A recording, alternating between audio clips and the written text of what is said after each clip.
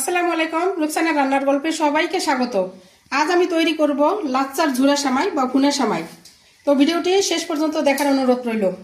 দিয়ে দিচ্ছি 1 টেবিল চামচ ঘি। ঘি গরম হয়ে গেছে, এখন এর মধ্যে দিয়ে দেবো আমি কিছু বাদাম। এখানে কাঠবাদাম, পেস্তা বাদাম, কাজু বাদাম আর চীনা বাদাম। একটু ভেজে নিচ্ছি।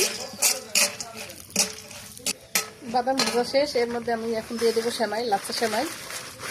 আমি বনফুলের লাচ্চা সেমাই নিয়েছি। আমি এখানে 2 প্যাকেট সেমাই দিয়ে দিলাম। একটু ভেজে নিচ্ছি ঘিয়ের সাথে। এখন দিয়ে দিব আমি নারকেল।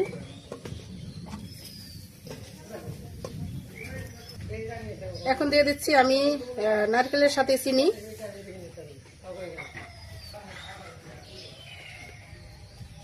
এখন চিনিটা আমি নারকেলের সাথে দেওয়ার কারণ হচ্ছে নারকেলের পানিতে চিনিটা গলে যাবে, তাহলে ভালো হবে। এভাবে এখন আমি ভুনা করে নিব। আর ঈদের দিন কিন্তু এই সেমাইটা খেতে অসাধারণ লাগে। দেখুন কত সুন্দর হয়েছে দেখতে।